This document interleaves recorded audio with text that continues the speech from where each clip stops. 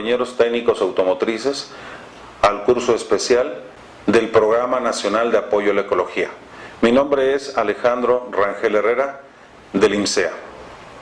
En esta ocasión vamos a entender cómo funcionan los sistemas anticontaminantes en un vehículo, cómo los fabricantes año con año han evolucionado, han buscado opciones de cómo aplicar sistemas, aplicar software a las computadoras, y esa evolución que hemos visto durante años en los vehículos que llevan una finalidad común: reducir emisiones contaminantes.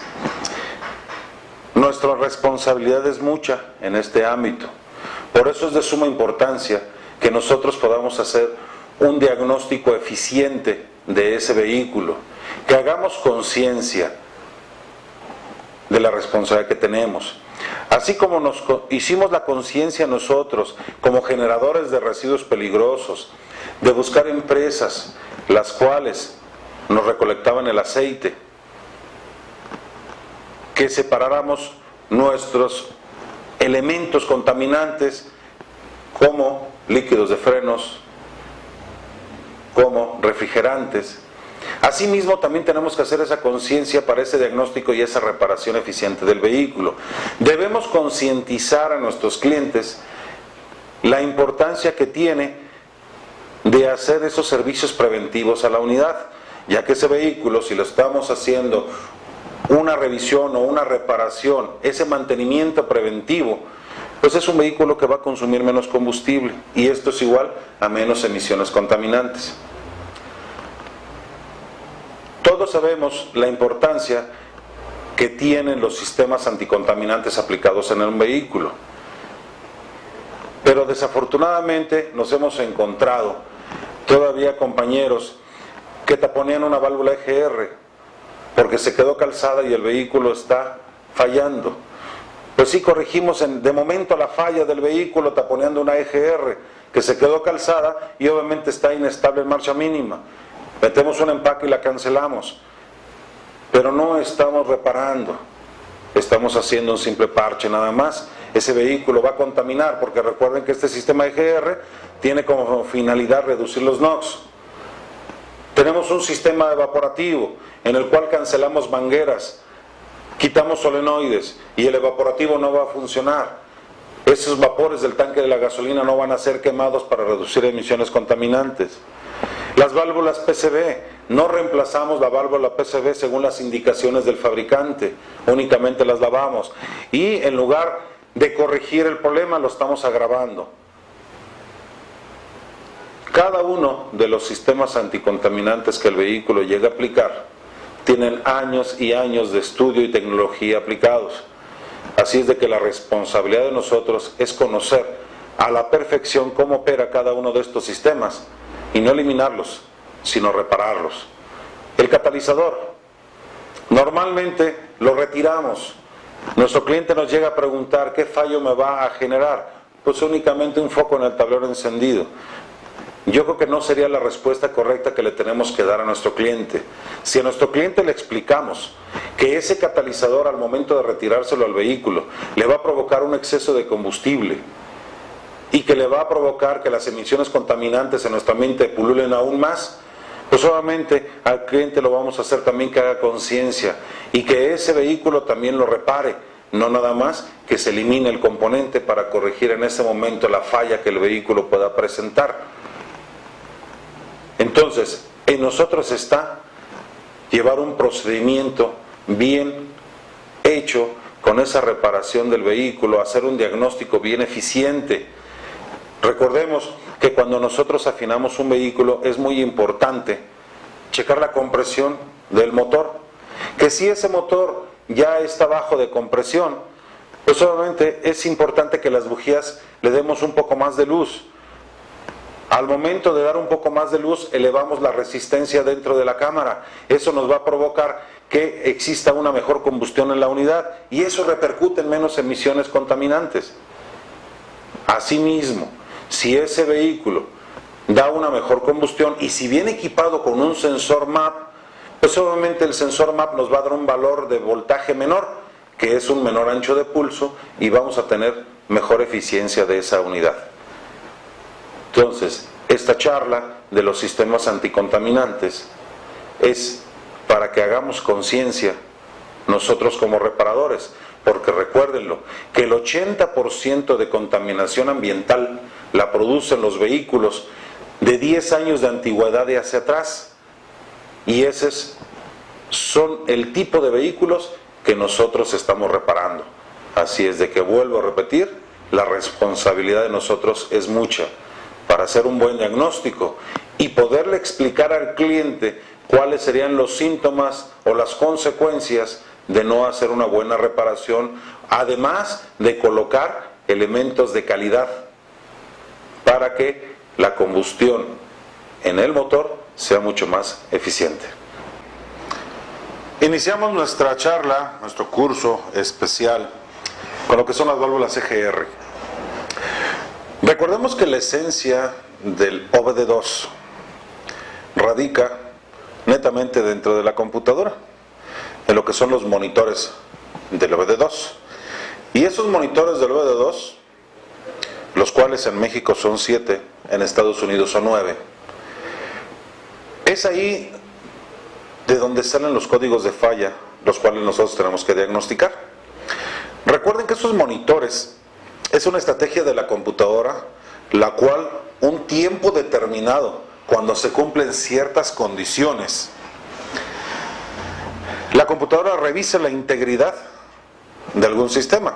Esos monitores son, por ejemplo, monitor del sistema EGR, monitor del catalizador, monitor del precalentador del sensor de oxígeno, monitor de los sistemas evaporativos, monitoreo del sistema de combustible, monitoreo de chispa perdida o de falla de cilindro, monitor del sistema evaporativo, de aire secundario y de los sensores de oxígeno, además de su calentador, en la producción de voltaje del sensor.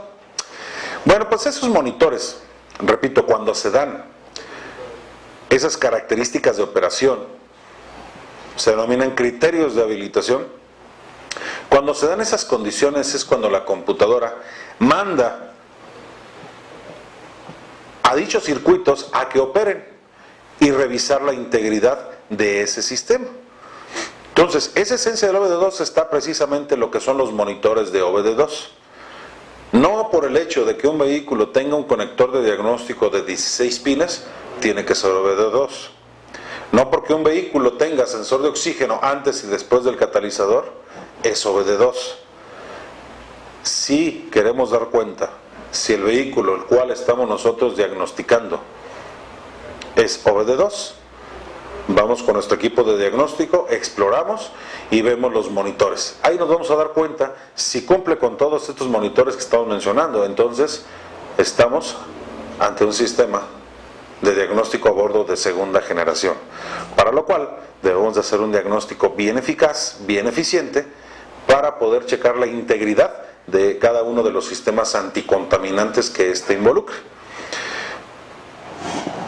La función de una válvula EGR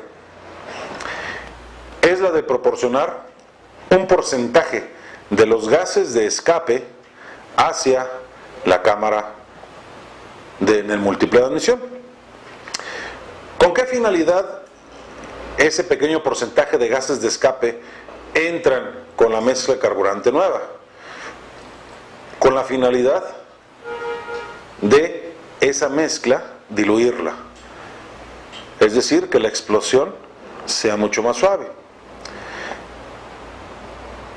La función de una válvula EGR al meter ese porcentaje de gases de escape es reducir los NOx.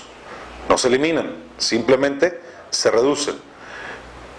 Recuerden que los NOx se producen por las temperaturas tan elevadas en la cámara de combustión. Por eso es importantísimo que la reemplacemos, que le demos su mantenimiento y no la cancelemos, porque si no, esa producción de NOx se nos está elevando en demasía, se va muy arriba. ¿Qué son los NOx? Es un gas incoloro e inodoro, pero esos gases, al momento de tener contacto con la luz del sol al salir por el escape, producen el smog fotoquímico, que ese sí ya lo podemos ver. Ese smog fotoquímico es esa nube café que tenemos en las ciudades grandes. Y es un elemento que nos está causando los efectos invernaderos, lluvias ácidas y muchos fenómenos ambientales de los cuales ya los conocemos. La evolución de los sistemas EGR vamos a ejemplificar aquí en el caso de Ford. Tenemos válvulas EGR de flujo positivo, de flujo negativo. Cuando se da la evolución ya de los sistemas en inyección electrónica, aparecen las válvulas EGR controladas por vacío, la cual, en el caso de Ford, el vacío que le va a llegar a una válvula EGR viene a través de un solenoide que se llama EBR. Este solenoide tiene un conector de dos cables, una señal positiva por un extremo y la otra señal proveniente de la computadora. Lo que va a mandar la computadora a través de esa señal negativa es una señal modulada por ancho de pulso, es decir, una señal por ciclo de trabajo o señal PWM, según las condiciones que sean. A diferencia de una válvula EGR, por ejemplo, de la General Motors a una de Ford, accionada las dos por vacío, es que en el caso de General Motors, la válvula EGR tiene únicamente dos posiciones, abierta y cerrada.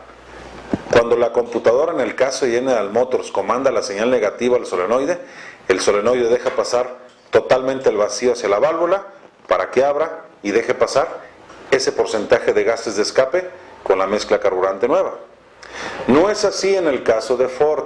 En el caso de Ford, la señal es modulada. Entonces, la válvula EGR no tiene dos posiciones nada más, sino que en este caso el diafragma está trabajando en forma modulada. Está trabajando en lazo cerrado junto con el sensor de oxígeno, junto con un sensor de posición de la EGR y adicionado a esto con la señal proveniente de un sensor de presión del múltiple, si es que sí cuenta con con el MAP. Obviamente la computadora, al ver los cambios de vacío, de presión en el múltiple, ver la variante que el sensor de oxígeno está indicando, pues obviamente la computadora podrá controlar esa señal de ancho de pulso hacia el solenoide para ampliar o reducir el porcentaje de gases de escape hacia el múltiple de admisión. En este caso, las válvulas EGR en cada servicio es necesario retirarlas y darles limpieza. Todo el carbón que se acumula en su interior va a provocar que el vástago que está obturando la entrada de los gases se empiece a calzar y empiecen a entrar los gases. Al momento que empiezan a entrar los gases en marcha mínima, pues obviamente estamos generando unas emisiones contaminantes muy elevadas y la inestabilidad obviamente del motor. Eso me está provocando obviamente pues unas mezclas sumamente pobres y obviamente pues el contraproducente, la producción de los HC junto con un porcentaje mayor de NOx. Entonces, recordemos entonces, la función de la EGR es reducir los NOx. ¿De qué manera? Permitiendo un porcentaje de los gases de escape entrar hacia el múltiple de admisión con la finalidad de diluir la mezcla. Ahora, en el caso de estos primeros sistemas de Ford con válvula controlada por vacío, con un solenoide EBR, teníamos dos opciones diferentes en cuestión del sensor de posición de la EGR. En el caso de los motores 3.8 de algunas camionetas, teníamos una válvula solenoide acá en la parte de arriba, perdón, no válvula solenoide, sino un sensor, que es un sensor denominado EBP. Ese sensor es el sensor de posición de la EGR, el cual se sujeta con 3 tornillos en la parte superior y lleva un vástago que hace contacto con el diafragma. Al momento que llegue el vacío, pues obviamente el diafragma al subir o bajar está moviendo el émbolo de este sensor y ahí está modificando el valor de referencia de la computadora. En este tipo de sistemas, cuando teníamos nosotros el código referente a flujo insuficiente de la EGR, pues obviamente que el código nos llevaba directamente al sensor, lo llegábamos a reemplazar, poníamos algún sensor nuevo y seguíamos con el código. ¿Qué es lo que llegábamos a hacer en estos casos? Si teníamos nosotros un código referente a voltaje bajo, Pues resulta que a ese émbolo del sensor que nosotros reemplazábamos le ponemos un poco de soldadura para modificar el voltaje y así engañar a la computadora y listo, se nos acabó el foco en el tablero, pero no estamos reparando. Si teníamos el código de voltaje muy alto, pues hacemos lo contrario, le ponemos un doble empaquito aquí para que levantara el sensor y así modificar el valor. Entonces recuerden que cuando tenemos esos códigos referentes de voltaje alto o voltaje bajo del sensor de posición de la EGR, el que va en la parte superior de la válvula, repito, caso de camionetas o algunos motores 3.8, es el hecho de que ya hay desgaste en el diafragma. No es que tenga que reemplazar el sensor, hay que reemplazar la válvula, porque obviamente ese desgaste en el diafragma evita que el sensor tenga su voltaje al cual la computadora no lo está registrando en el valor real, y por eso tenemos ese código de falla. ¿Lo podemos solucionar el foco? Sí, pero no estamos haciendo la función correcta de la válvula EGR porque estamos engañando, modificando un valor distinto. Otra evolución la teníamos con los sensores, por ejemplo, de posición de la EGR, por ejemplo, en el caso de los topaz. El sensor PFE. En el caso del topaz, que tenemos un tubo que conecta directamente al tubo de escape con una sola toma, en el cual tenemos un sensor muy similar a este, pero solamente con una sola conexión de presión. Es un sensor de posición de la EGR, el cual modifica el valor en base a la presión generada en el tubo de escape.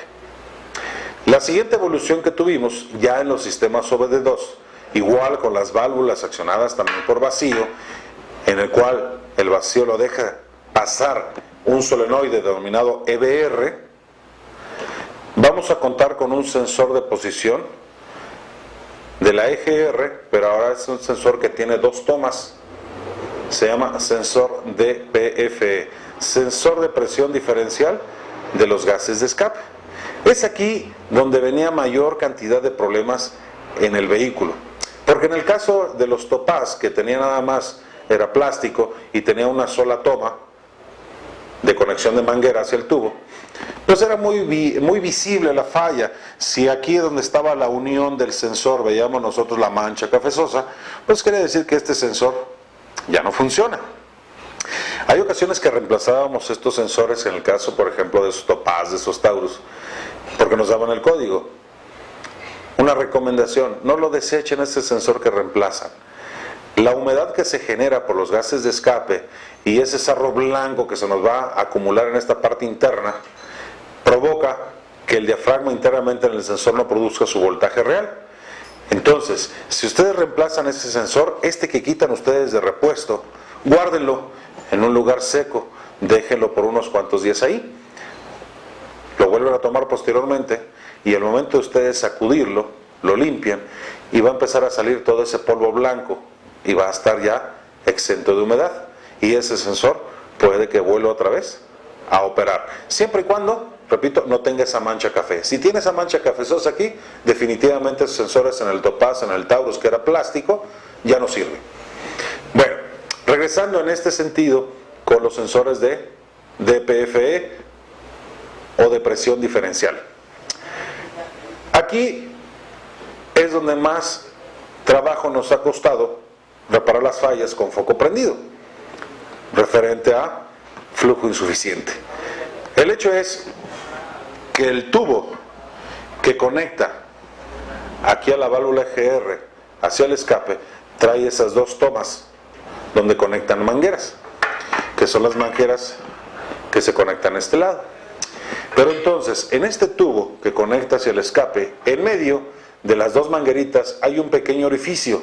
Es un orificio que tiene una calibración especial, en el cual se va a monitorear la presión diferencial entre el canal inferior y el canal superior, para lo cual vamos a tener un diferencial de presión del tubo de escape, por eso su definición de sensor de presión diferencial. Cada una de estas tomas, una es más delgada, otra es más gruesa. La toma más delgada viene marcada con señal de referencia y la toma más gruesa con señal high, alta. Entonces, al momento de que está la válvula EGR cerrada, si la computadora detecta un diferencial de presión aquí, obviamente se va a generar el código de falla.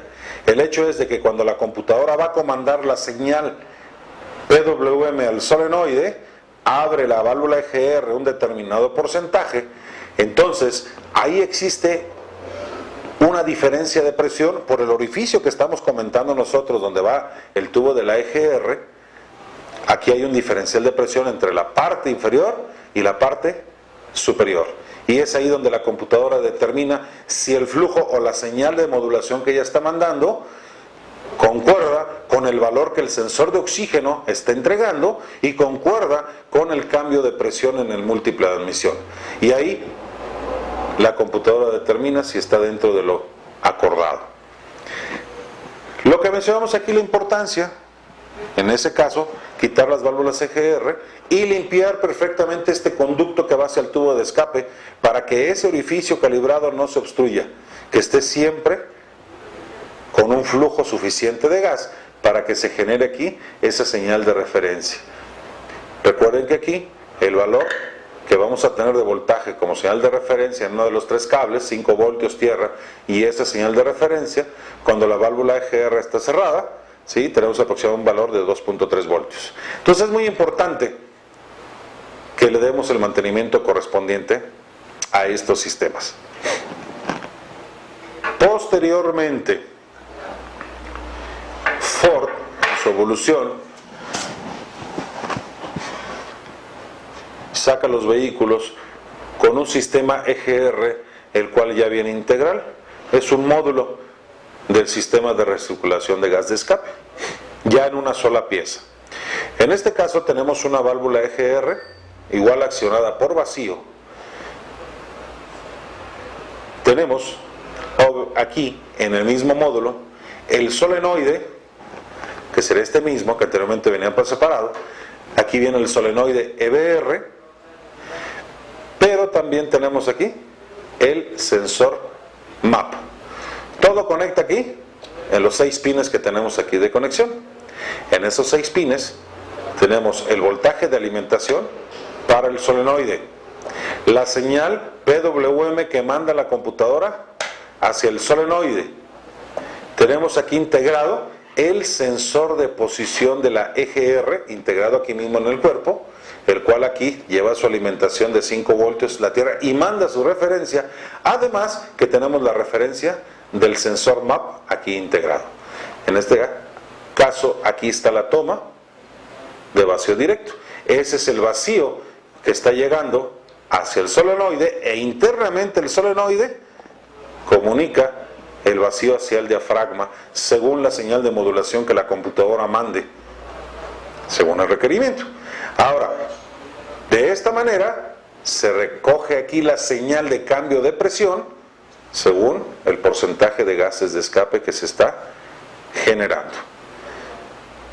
En este caso, se reemplaza todo el componente completo. No hay forma de reemplazarlo, no se vende por separado los componentes, sino se vende el módulo completo. De alguna manera, si en este caso tuviésemos nosotros una falla en un vehículo que fuera causa de aquí del sensor MAP o la conexión aquí interna, bueno, pues este se puede retirar y pues de alguna otra se lo podemos colocar. Pero lo más común en estas válvulas solenoide, lo que llega a suceder es que aquí en el engargolado se llega a abrir y empezamos a tener fugas a través del vacío, y ahí es donde tenemos el código generado. Ya cuando ustedes tomen esta válvula y ustedes la muevan y tenga un ligero movimiento hacia un lado hacia otro, aquí está, pues obviamente pues esta válvula ya no está sellando, y aquí es donde tenemos el problema de nuestros códigos de falla. Esta, por ejemplo, es de una Freestar, caso igual, vienen en las camionetas, en las pick-up, un sistema similar. En caso de que nuestro módulo de la EGR no tuviera el juego como lo vimos acá, pero podemos darle algún mantenimiento. ¿Cuál es este? Pero es muy importante que hay ocasiones cuando tenemos ese código de flujos insuficientes, es muchas veces dado por el solenoide, que es muy importante quitar nosotros la tapita que está aquí que es la que cubre la parte del solenoide, y filtrar totalmente esto. Hay que dar una buena limpieza a nuestro filtro. Por aquí se llega a contaminar aceite, polvo, entonces hay que darle su limpieza al filtro que tenemos acá. Ahora, otra situación también que se puede dar al momento de quitar los seguritos en esta parte. Quitamos nosotros la parte electrónica de nuestro módulo de la EGR. Mencionábamos los 6 pines. De estos 6 pines vamos a tener una alimentación positiva de 12 voltios. Esos 12 voltios internamente son los que alimentan a nuestro solenoide. Aquí están estas dos agujitas de conexión, que son las que ensamblan directamente aquí al solenoide. 12 voltios. Otro pin es por donde la computadora va a comandar la señal de ciclo de trabajo, la señal PWM, que llega directamente al solenoide también. Recuerden que este solenoide, su función es modular el vacío hacia la válvula EGR. Aquí el único detalle es que está todo integral. Ahora, los otros 4 pines que tenemos aquí, uno de ellos corresponde a 5 voltios que comparten tanto el sensor MAP como el sensor de posición de la EGR, que está integrado aquí mismo en este módulo. La otra punta es tierra, que comparten los dos sensores, y los 2 pines restantes es la referencia del sensor MAP y la referencia del sensor de posición de la EGR. El MAP, integrado aquí mismo junto con todo esto, pues recoge la señal directamente aquí de los cambios producidos al momento de que se abre la EGR, directamente los cambios ofrecidos del múltiple de admisión. Es la estrategia que están utilizando en este caso los señores de Ford, todo integrado en un solo módulo para recoger la señal en forma más directa. Entonces, recuerden, su mantenimiento preventivo en cada afinación, su filtro, el tubo y las conexiones eléctricas que estén completamente limpias. En el caso de Chevrolet, pues tenemos nosotros nuestras válvulas EGR mutadas con vacío, como lo mencionábamos anteriormente, nada más 2 posiciones off y on. Posteriormente, cuando sale la segunda generación de General Motors en los motores 3.1, sale la válvula EGR digital con 3 orificios. Ahí ya no eran únicamente 2 posiciones, sino ya según el rango de trabajo que requiriera o de la cantidad de gases de escape a meterse con la mezcla nueva, es como la computadora iba determinando la apertura de cada uno de los 3 orificios de diferente diámetro. Posteriormente, Chevrolet integró una válvula EGR digital electrónica, pero totalmente con un sensor integrado dentro de la misma válvula, para lo cual esa válvula EGR tenía un conector, o tiene, perdón, un conector eléctrico con 5 puntas, de las cuales 2 son para el solenoide, voltaje y tierra, para activar el solenoide de apertura de la EGR, no está controlado por vacío, y los otros 3 cables corresponden al potenciómetro del sensor de posición de la EGR. Eso los empezamos a ver aquí en México en los primeros vehículos de Vortec. Así es de que, compañeros, pues solamente de suma importancia la operación de un buen sistema de recirculación de gas de escape, para de esta manera ayudarnos a reducir totalmente los NOx. Porque son el factor fundamental de los efectos de emisiones contaminantes, como lo vimos del efecto invernadero. Es de suma importancia que cada vez que nos llegue un vehículo al taller, pues primero analicemos a qué nos estamos enfrentando. Por lo general, recibimos el vehículo, empezamos a desarmar. Ya cuando empezamos el desarme, resulta que de pronto ya no sabemos cómo quitar cuál o Y componente, y nos vamos a revisar la información técnica. Ya revisando nuestra información técnica nos dimos cuenta que requerimos una herramienta especial en la cual no contamos con ella, y ese trabajo que nos iba a redituar una utilidad, pues ya se formó ahora un problema. Entonces la recomendación es la siguiente: vale la pena que siempre que revisemos o recibamos, perdón, un vehículo el cual no sea común o no nos haya tocado reparar o diagnosticar, primero vamos a revisar nuestra información técnica. Para estudiarlo hay que conocer primero a qué nos estamos enfrentando. Ya una vez estudiando nosotros el sistema al cual estamos revisando, nos vamos a dar cuenta: ¿cuento con la información para ese vehículo? ¿Cuento con el equipo para ese vehículo? Pues a manos a la obra. ¿No tengo la información? ¿No tengo el equipo? Pues ya se nos atoró totalmente ese trabajo ahí en el taller. Adicionado a esto, cuando tengamos nosotros los códigos de EGR o de cualquier sistema anticontaminante, es muy importante que nos vayamos a la revisión de los boletines técnicos. Todos contamos con esa información técnica, todas esas enciclopedias de bases de datos, y vale la pena empezar a revisar todos los boletines técnicos. Y puede ser que el código que tenemos nosotros ahí almacenado en la computadora no se trate ni de sensor, no se trate de solenoide, no se trate de válvula. Todo el problema es un pequeño error de software, lo cual los fabricantes se encargaron de hacer un software adicional para corregir alguna anomalía que la computadora detectó, la cual no me provoca fallar al coche, pero sí lo detecta como un parámetro para lograr prender el foco y que se está pasando las emisiones. Y eso se puede corregir simplemente con una reprogramación o reflasheo de computadora. Así es de que podemos hacer gastos innecesarios en reemplazar componentes, y todo el problema nada más es una inyección de software a esa computadora y se soluciona el problema. Es de suma importancia, compañeros, que cada vez que tengamos esos códigos referentes a emisiones, irnos a lo que son boletines técnicos y verificar si existe algún boletín referente a ese código al cual nos estamos enfrentando. Y de esa manera ni perdemos tiempo, ni tampoco le hacemos un gasto innecesario al cliente. Bien, veamos ahora la operación de un sensor de oxígeno. Todos los sensores de oxígeno funcionan bajo el mismo principio de operación.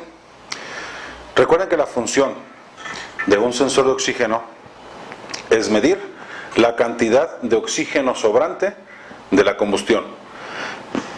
¿Sobrante de cuánto? Sobrante de un 21% de oxígeno, que es lo que constituye eso que llamamos aire, que eso que respiramos, tiene un total de un 21% de oxígeno. Lo cual, un porcentaje de este es utilizado en la combustión, aproximadamente un 19%, y el sobrante es medido precisamente por el sensor de oxígeno.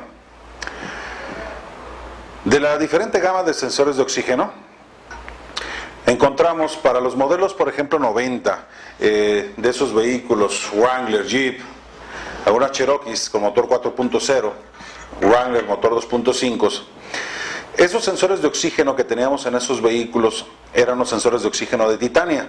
Recuerden que esos sensores de oxígeno funcionan completamente diferente. Nos ha tocado ver los casos en los cuales algunos compañeros llegan a poner un sensor de oxígeno de circonia en lugar de un sensor de oxígeno de Titania, para esos modelos que estamos mencionando. Recordemos que los sensores de oxígeno de Titania funcionan con un voltaje completamente distinto a los sensores de oxígeno convencionales que son de circonia. En lo cual, un sensor de oxígeno como estos, llámese de 3, de 4 cables, de un cable, que son de circonia, van a producir un voltaje de 0 a 1 voltio.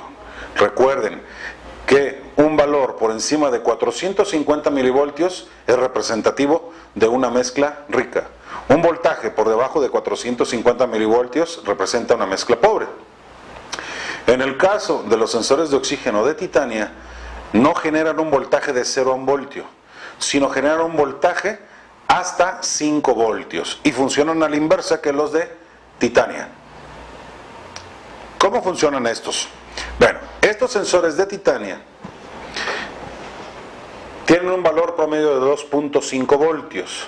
Un voltaje por encima de 2.5 voltios representa una mezcla pobre y por debajo de los 2.5 voltios representan mezcla rica.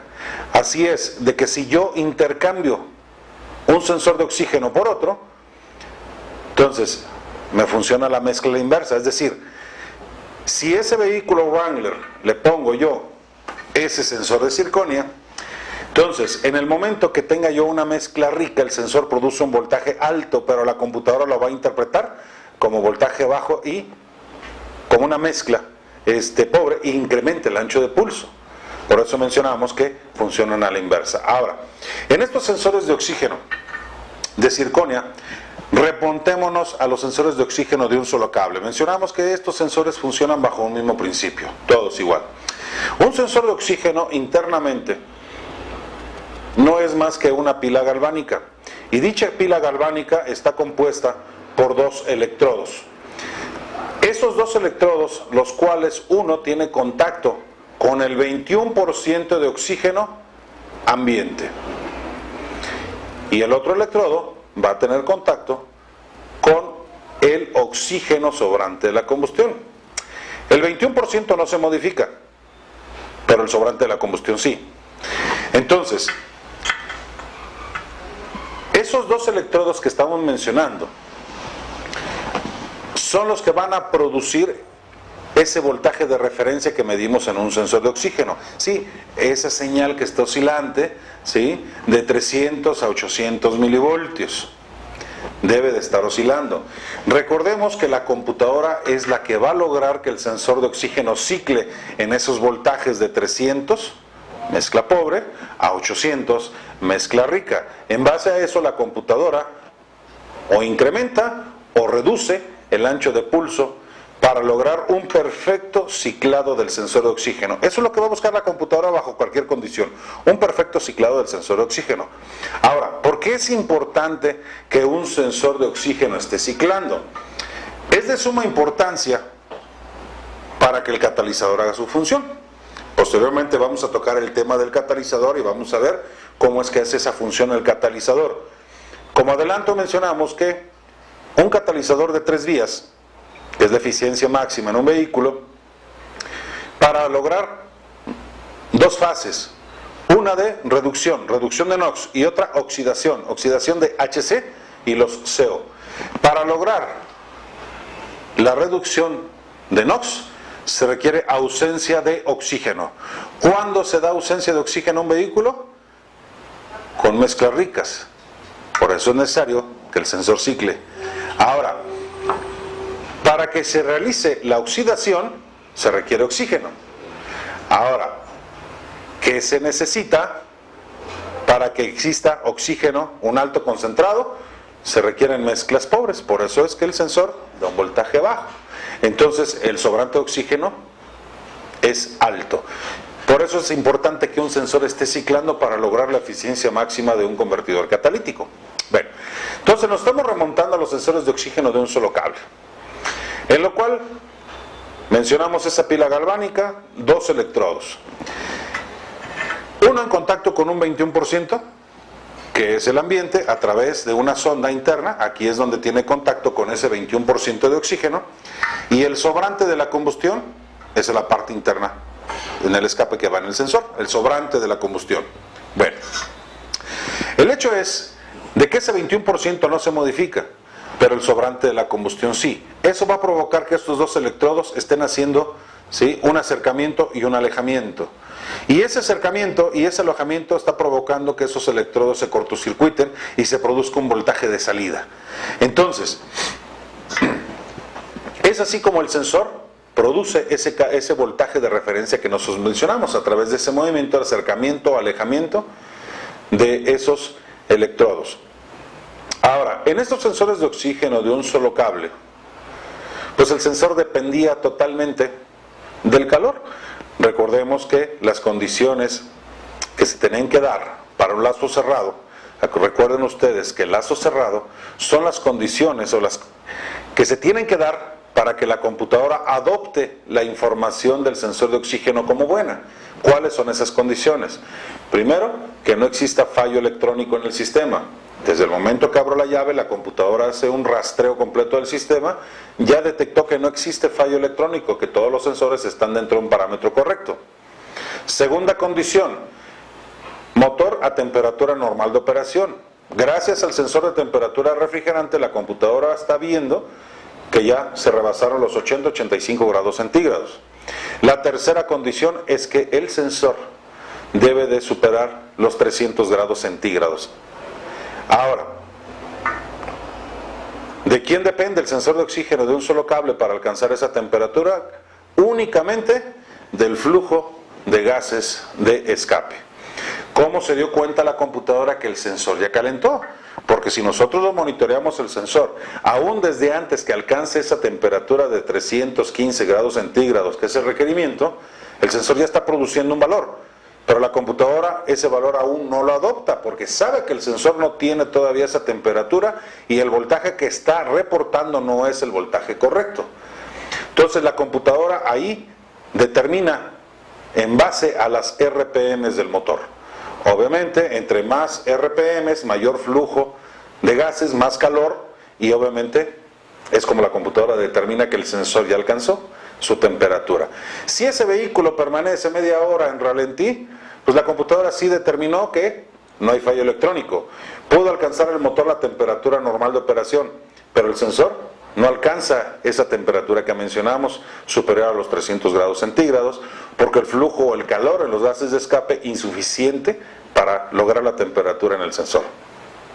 Pero si subimos las RPMs, la computadora tiene su reloj interno y sabe que ya a determinada cantidad de revoluciones el calor incrementa y es posible que el sensor alcanzó en determinado tiempo el calor específico y ahora sí entre el sistema a operar en lazo cerrado. Quiere decir que la computadora ahora sí adopta la información del sensor de oxígeno y en base a lo que el sensor de oxígeno está indicando es como está modificando el ancho de pulso.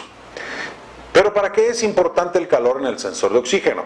Bien, pues esa pila galvánica que estamos nosotros mencionando tiene un valor resistivo muy elevado, estando frío. Ahora, el calor lo que provoca es que la resistencia de la pila galvánica se vaya reduciendo y al irse reduciendo esa resistencia se está produciendo que haya una circulación de corriente a través del sensor. Recuerden que el sensor de oxígeno de un solo cable cierra un circuito a través del cable de referencia y la tierra que toma a través del mismo cuerpo donde va enroscado en el escape. Entonces, gracias a esa razón es como está bajando la resistencia y hay circulación de voltaje. Entonces, por eso determina la computadora que si el sensor alcanzó el calor, la resistencia bajó a tal grado que hay una buena circulación, entonces ahora sí lo que el sensor está reportando es un valor correcto. Por esa razón, los fabricantes decidieron hacer evolución también en el sensor de oxígeno, para no depender del calor del escape. Entonces, añadieron dos cables más al sensor de oxígeno. Normalmente lo veíamos en dos cables de color blanco, de los cuales uno era una alimentación de 12 voltios y otro cable era una alimentación de tierra, lo cual anexaron internamente una resistencia que se va a calentar. Dicha resistencia, su función es calentar a esa pila galvánica, vaya la redundancia, para bajar ese valor resistivo, ese valor óhmico, para no depender del tubo de escape. Ya hubo una mejoría.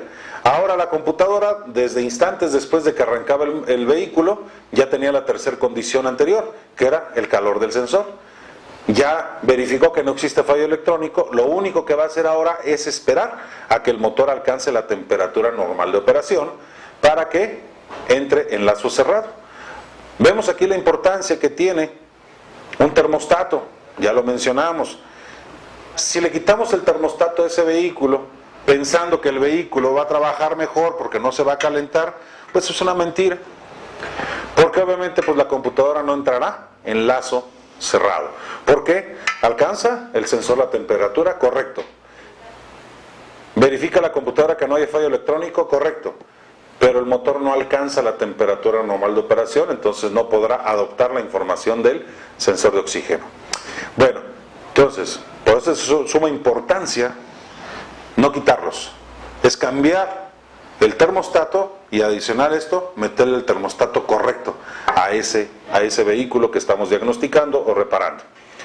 Entonces, esa mejoría con ese elemento calefactor del sensor de oxígeno nos está ayudando para que la gestión de lazo cerrado sea mucho más rápida, mucho más fácil. Bueno, entonces ya con esa evolución de ese calefactor, pues ya una mejoría en la respuesta del sensor de oxígeno, mejoría en la respuesta del lazo cerrado, obviamente. Posteriormente, la siguiente evolución que la ingeniería le puso a los sensores de oxígeno fue en aplicarle un cuarto cable, hablando todavía en vehículos de OBD1.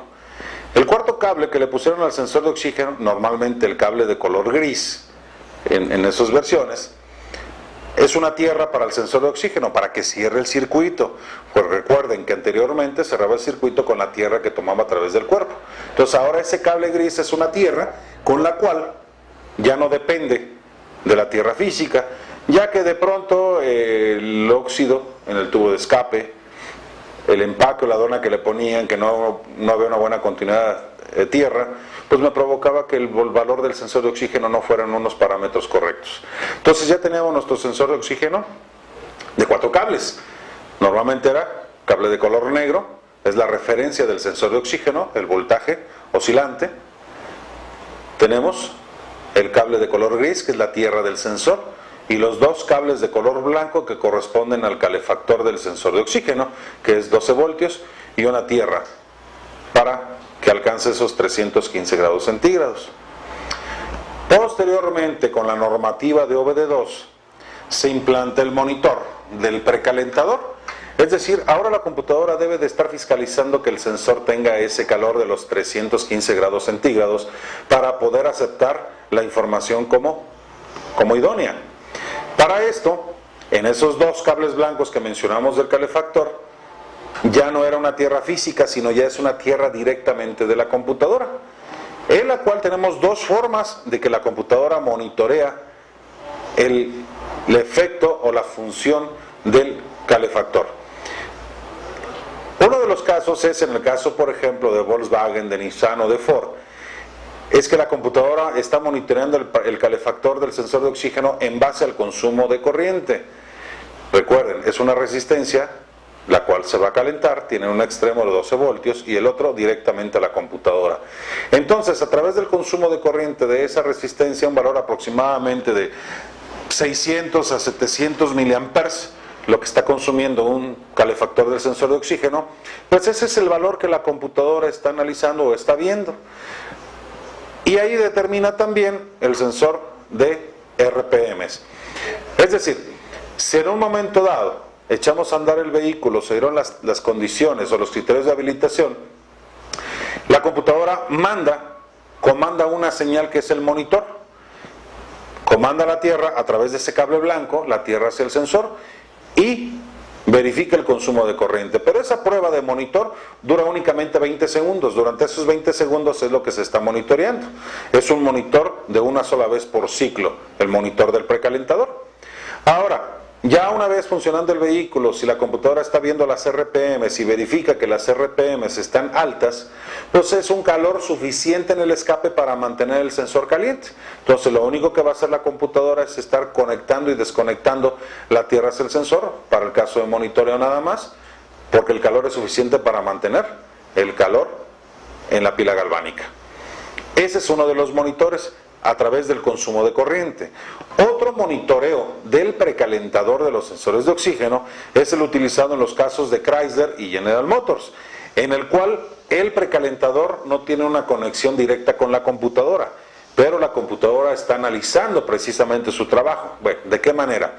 Esa estrategia de ese monitor es a través de una estrategia denominada polarización del sensor de oxígeno, en el cual, por el cable de referencia, la computadora, en el caso de Chrysler, manda 5 voltios hacia el sensor y en General Motors únicamente 1 voltio.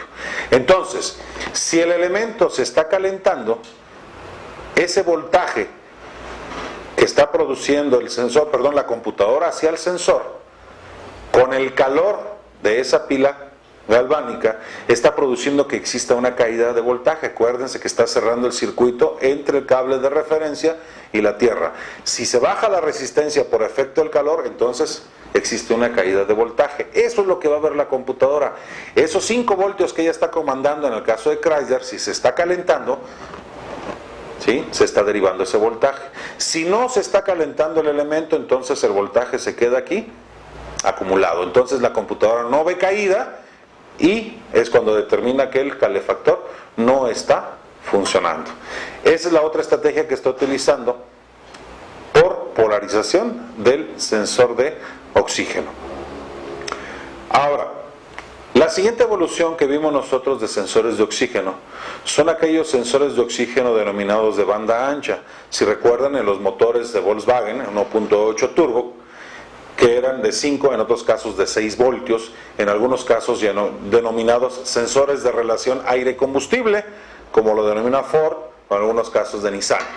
Ahora, pero a fin de cuentas es un sensor de oxígeno de banda ancha. El principio de operación es exactamente el mismo. Tiene un calefactor, 2 cables, tiene la tierra del sensor y tiene su referencia. Ahí están los 4 cables. La diferencia del sensor de oxígeno de banda ancha son los 2 cables que se adicionan de un elemento que se denomina bombín. Y la diferencia es, en cuestión del voltaje de referencia, que el sensor de oxígeno convencional o también sensor de oxígeno denominado asaltos está produciendo un voltaje oscilante. Está switchando el sensor de 300 a 800, 900 milivoltios. Está cambiando. En el caso de los sensores de oxígeno de banda ancha ya no vemos un voltaje de referencia que esté oscilante. Lo que hace ese sistema con el sensor de oxígeno de banda ancha es mantener un nivel estable de oxígeno sobrante en la combustión. Es decir, si en un momento dado la mezcla es pobre, el porcentaje de oxígeno sobrante es muy alto. Entonces lo que va a hacer ese material o ese denominado bombín, parte integral del sensor, es expulsar el porcentaje de oxígeno para mantener un nivel estable de oxígeno sobrante. Ahora, si la mezcla es rica, pues solamente el porcentaje de oxígeno es muy bajo. Entonces lo que va a hacer el bombín es inyectar iones de oxígeno para mantener ese nivel de oxígeno aquí sobrante. Y eso indica que la referencia está en un voltaje estable, aproximadamente sobre sus 2.4 voltios, en un valor estable, 1.7, 1.8 voltios. Ahora, pero ¿cómo le hace la computadora para determinar enriquecimiento o empobrecimiento si tengo una referencia de un voltaje estable? Bueno, entonces ahora se da que ese bombín tiene 2 cables conectados a la computadora. Entonces, lo que la computadora va a determinar como enriquecimiento o empobrecimiento es el amperaje que ese bombín va a consumir. Si la función del bombín es inyectar iones de oxígeno, el esfuerzo del bombín es mayor. Entonces, ese amperaje que consume es aún mayor porque el esfuerzo es más grande y consume mayor cantidad de amperaje. Si ahora su función es expulsar oxígeno en cuestión de una mezcla pobre, entonces el esfuerzo que realiza es mucho menor y se reduce el consumo de amperaje. Entonces, en estos 2 cables del bombín, lo que estábamos viendo nosotros es una variación o un ciclo, pero de amperaje y no de voltaje como el otro sensor que estaba oscilando el voltaje. Ahora lo que está oscilando aquí es el amperaje. Ese es lo que va a determinar la computadora para amplificar o reducir el ancho de pulso. Bueno, entonces ya lo mencionamos nosotros que el efecto de los 2 electrodos que conforman la pila galvánica, ¿para qué necesita el sensor de oxígeno el calor? Para bajar la resistencia de esta misma. Lo mismo sucede con un sensor que esté antes del catalizador, con un sensor de oxígeno que esté después del catalizador. El funcionamiento es exactamente el mismo. La única diferencia es que este sensor que está antes del convertidor catalítico, su función es medir la cantidad de oxígeno sobrante de la combustión. Y la función del segundo sensor de oxígeno, después del catalizador obviamente, su función es medir la cantidad de oxígeno, pero sobrante del catalizador. ¿Cómo debo de verificar los sensores de oxígeno para saber si están operando o no. Bien, debemos de echar a andar la unidad, esperar a que alcance temperatura normal de operación. Una vez que el motor alcanzó temperatura normal de operación, debo de acelerar el motor por un par de minutos por encima de las 2000 RPMs. Lo vamos a monitorear a esas RPMs. Ya pasaron un par de minutos que lo mantuve el motor a 2000 RPMs, ahora sí veo en mi analizador el valor de los sensores de oxígeno, en el cual este sensor de oxígeno deberá de estar ciclando, debe de estar switcheando con un promedio de 5 a 8 switcheos, es decir, los cambios de rico a pobre, cada 10 segundos. Y el segundo sensor de oxígeno me tiene que estar dando un voltaje estable alto, sobre los 600 y 700 milivoltios. No debe de estar switchando, o el switcheo es mínimo. Todo depende del desgaste del catalizador, que no esté logrando su eficiencia. Entonces, este me tiene que estar dando un voltaje estable alto, que significa ausencia de oxígeno. ¿Por qué? Porque se supone que se está utilizando en la fase de oxidación del catalizador. Por eso este me tiene que reportar ausencia de, y este sensor de oxígeno necesariamente tiene que estar ciclando. Repetimos, de 5 a 8 switcheos cada 10 segundos. Ahora, en el caso de los sistemas de OBD2, es muy común que podamos tener los códigos referentes a sensor de oxígeno respuesta lenta. Y analizamos nosotros, vemos en nuestro escáner los cambios del sensor de oxígeno antes del catalizador, y vemos que el sensor sí está switchando. Recuerden que esos códigos de respuesta lenta no es a los cambios o las veces que switchea, es a la velocidad de respuesta del sensor. La computadora, cuando hace el monitoreo de los sensores de oxígeno, que también dura 20 segundos la prueba cuando se dan las condiciones de operación, la computadora lo que va a hacer es mandar un ancho de pulso elevado y reducirlo también al máximo, ¿sí?, para lograr una mezcla rica y una mezcla pobre a la máxima capacidad de aceptación. En ese momento la computadora espera la respuesta del sensor de oxígeno, precisamente comandó una señal de amplificación o reducción de ancho de pulso, y el sobrante de oxígeno va a cambiar drásticamente. Entonces el sensor, antes del catalizador, tiene que mandar la respuesta inmediata. Entonces la computadora espera la respuesta del sensor, y recuérdenlo, que el cambio de rico hacia pobre son 125 milisegundos, y los cambios de pobre a rico son 135 milisegundos. Es un cambio muy rápido, que obviamente la computadora debe tener la capacidad de poderlos monitorear. Entonces, eso es donde es el resultado de los sensores de oxígeno, los códigos referentes a respuesta lenta. No es a los cambios de switcheo, porque podemos nosotros ver en nuestro equipo que el sensor sí está oscilando esa cantidad de veces que mencionamos.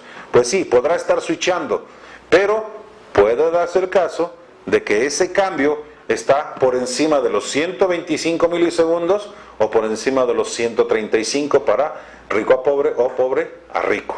Es ahí donde salen los códigos. Por eso es importante que un sensor de oxígeno sea reemplazado a su tiempo de vida útil, no son eternos. Ahora, referente a esto, también es muy importante que si queremos nosotros hacer una reparación en forma eficaz, pues tengamos que poner un sensor de oxígeno original. Eso es de mayor eficiencia para lograr esto. Ahora, cuando tenemos esos códigos de respuesta lenta de sensor de oxígeno, vuelvo a repetir, es importante irnos a nuestros boletines técnicos, porque podría dar el caso que todo ese problema del código de falla que tenemos sea simplemente un problema de software en la computadora. Reflashamos la computadora y se nos acaban nuestros códigos de respuestas lentas. Eso es de suma importancia analizarlo. Recordémonos, recibimos el vehículo, analizamos, abrimos nuestra computadora y vemos la información. Y en esos boletines técnicos podrá estar la reparación de la falla que nosotros estamos presentando. Ahora, referente al sensor de oxígeno que está después del catalizador, no pueden ser intercambiables. Cortamos conector y los reemplazamos. ¿Por qué? Porque el consumo de amperaje es diferente de uno contra el otro. Entonces, hay que poner el sensor de oxígeno que corresponda a cada uno de los casos. Como lo vemos, la importancia tal que tiene un sensor de oxígeno es muchísima. Gracias también a esa información del sensor de oxígeno, fíjense bien, cuando echamos a andar el vehículo y se alza la temperatura normal del motor y se están dando ciertas condiciones de operación, la computadora empieza a efectuar los monitores. Entonces, verifica el monitor de chispa perdida, el monitor comprensivo de componentes, que es la revisión de todos los elementos enlazados eléctricamente a la computadora, es decir, tanto sensores como actuadores que estén conectados en forma cableada a la computadora. Este monitor comprensivo de componentes va en busca de señales en corto o circuitos fuera de rango, circuitos abiertos de esos componentes, tanto sensores como actuadores. Ya analizó lo que mencionamos, comprensivo de componentes, ya revisó falla de cilindro, ya revisó el precalentador del sensor de oxígeno, ya vio que está operando el precalentador, ya hizo la prueba la computadora del sensor de oxígeno en la producción de voltaje, es decir, enriquecimiento, empobrecimiento, para ver la velocidad de respuesta del sensor. Entonces, una vez logrado esto, la computadora entra en la modalidad de lazo cerrado. Ya se alcanzó el lazo cerrado. Entonces, ahora entra la estrategia del ajuste de combustible. Ese es el que toma totalmente la importancia. Entonces, recuerden que la computadora internamente tiene un valor grabado en las celdas internas de la computadora de su memoria flash, en lo cual ya tiene un valor base de inyección, un pulso base de inyección para tal o cual vehículo. En base a esto, el sensor de oxígeno empieza a generar su respuesta de rico a pobre, y eso hace que la computadora haga el ajuste necesario de combustible, que es el ajuste de combustible a corto plazo. El ajuste de combustible a corto plazo es la respuesta inmediata del sensor de oxígeno. En ese momento, ¿sí?, la computadora, a través del SFT, que es el ajuste a corto plazo, va a modificar, quitar o poner un porcentaje según el valor que el sensor de oxígeno está entregando.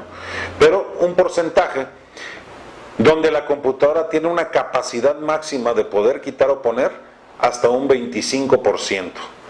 Es decir, puede incrementar un 25% más el ancho de pulso o quitar un 25% del ancho de pulso, con tal manera que no nos dé código de falla.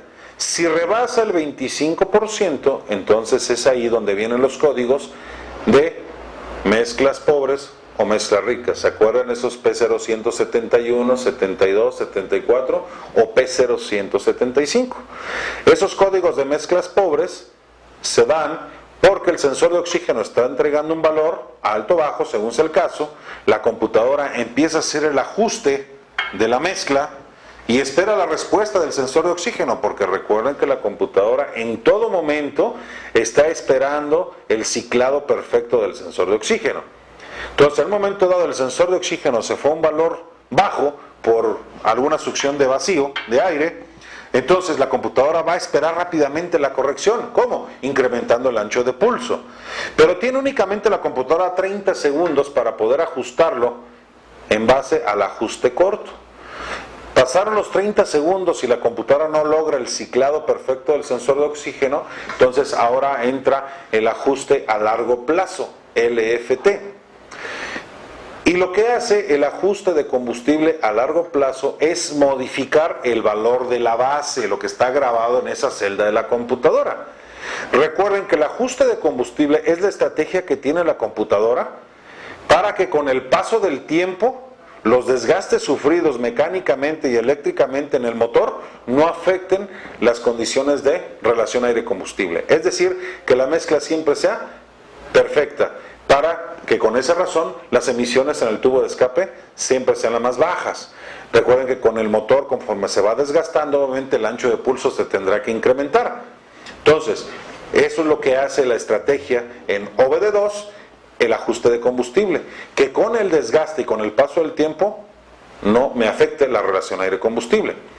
Entonces, ya una vez que pasaron esos 30 segundos que mencionábamos y que la computadora no logró el ciclado perfecto del sensor de oxígeno, entonces ahora jala el ajuste a largo plazo. Y el ajuste a largo plazo lo que hace es modificarme un valor base en esas celdas internas de la computadora para lograr ese perfecto ciclado del sensor de oxígeno. Así es de que, compañeros, si en nuestra zona todavía no existe la verificación vehicular, el día que la tengamos, para saber si ese vehículo sin ningún problema pueda aprobar ese control de emisiones contaminantes, y es de suma importancia, siempre que afinemos un vehículo, conecten su escáner y analicemos nosotros lo que es el filtering, ajuste de combustible. Si queremos analizar el ajuste de combustible, es recomendable no enlazarnos con el escáner en forma específica, sino vamos a conectarnos como OBD2, porque acuérdense que este ajuste de combustible es una normativa del OBD2 y podría hacerse que en un vehículo, si nos conectamos en forma específica por el número de serie, podemos no ver ese dato del LFT o SFT. Entonces, me conecto como OBD2 y me voy a ver esos parámetros de ajuste corto y ajuste largo. Para saber que el vehículo está en óptimas condiciones, esos valores LFT y SFT deberán de estar lo más cercano posible a 0%. Si yo veo ese LFT variando de -2 a +2 o +3 y el SFT con un valor similar, pues están cercanos al 0%, porque todavía tengo una celda de 20% de modificación. Entonces es un vehículo que puede estar en excelentes condiciones y con toda seguridad que ese vehículo va a aprobar la verificación vehicular. Es el caso que nos ha sucedido, que llega un cliente después de que le dimos servicio a su vehículo y el cliente se queja de que el vehículo le está consumiendo combustible. ¿Qué es lo que hacemos? Quitamos las bujías, vemos las bujías completamente limpias. Nos vamos nosotros al factor de emisiones contaminantes, pues sí hay un factor que se eleva ligeramente, pero el vehículo está en emisiones aceptables. Pero sí en realidad ese vehículo sí está consumiendo más combustible. Si yo conecto el escáner y me voy a los parámetros de ajuste de combustible y veo el LFT que está en valores positivos, es decir, la computadora su tendencia es incrementar el ancho de pulso, más 15%, pues un 15% más de gasolina, más 20%, 20% más de gasolina. Veo LFT con valores positivos y eso me indica que ahí está la queja del cliente. Aunque la mezcla esté perfecta, aunque en control de emisiones esté bien, pero es un 20% más de gasolina que el coche está consumiendo. Y eso, pues obviamente es una quema de emisiones. Entonces, verificamos que tiene ese valor positivo, entonces vamos a ver qué nos está ocasionando que el valor se vaya a valores positivos. Eso es porque el sensor de oxígeno en un momento dado registró una mezcla pobre y obviamente la tendencia de la computadora fue hacer la corrección específica, incrementando el ancho de pulso. Y esto pues igual, una manguerita por ahí de vacío que se desconectó, se fisuró, entonces es un vacío que está entrando que el sensor MAF no está registrando, entonces ahí es ahí donde está el problema, ¿sí? Corregimos la manguerita y adelante.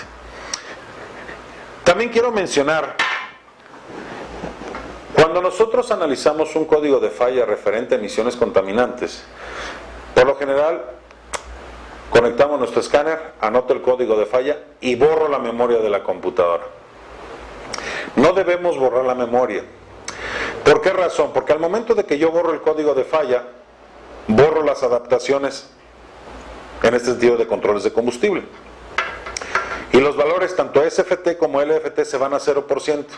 Y para que se vuelva a registrar los valores o que se pueda hacer la adaptación de los ajustes de combustible, se tienen que cumplir los monitores.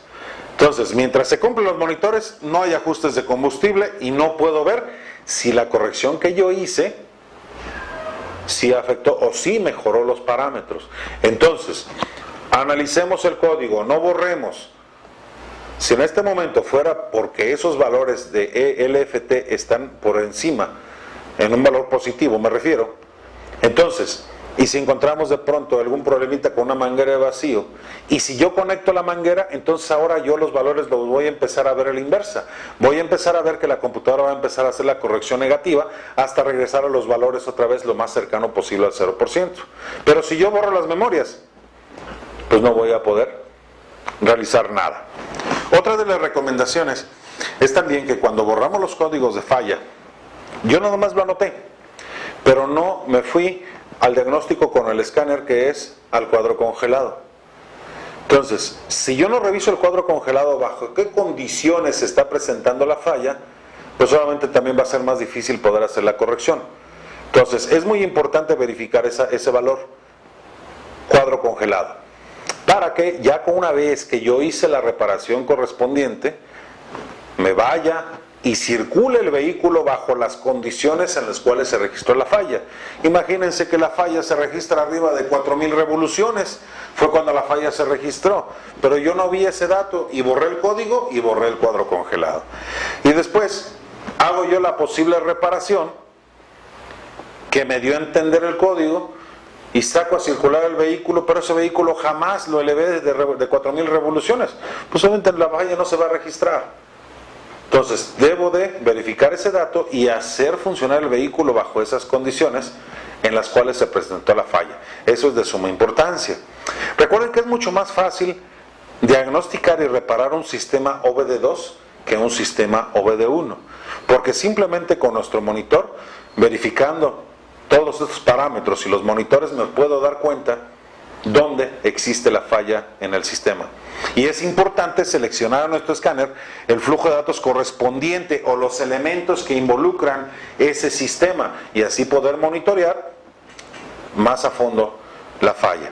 Entonces, señores, espero que sea de suma importancia esto para todos nosotros, saber exactamente cómo funciona el sensor de oxígeno, tomar en cuenta que cuando le damos limpieza al sensor no es únicamente a la parte interna, también es esta parte externa, porque de pronto este sensor de oxígeno, ¿sí?, que va en el múltiple, y en la parte superior tengo las tapas de punterías y ya el empaque está dañado, empieza a caer el aceite y el aceite está cayendo aquí en el cuerpo del sensor y se empieza a contaminar y resulta que todas estas ondas donde registra el oxígeno ambiente se tapan y ya este sensor quedó inutilizado.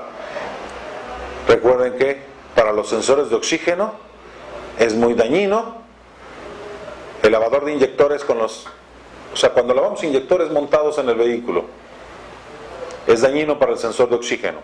¿Qué otra condición? Que un vehículo esté pasando aceites y ya bajamos nosotros un motor que ya está totalmente batido el escape de aceite, pues ese sensor de oxígeno ya no sirve, habrá que reemplazarlo junto con la reparación. Algunos elevadores de octanaje también obviamente son dañinos para lo que son los sensores de oxígeno.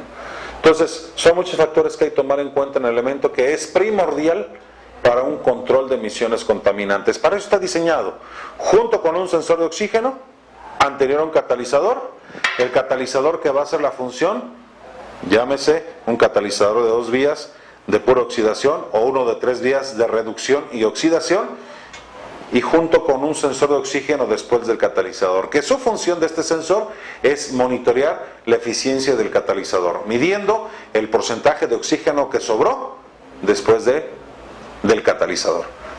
Entonces, esperemos que lo podamos analizar de buena manera y que esto sea de eficacia para reducir las emisiones contaminantes.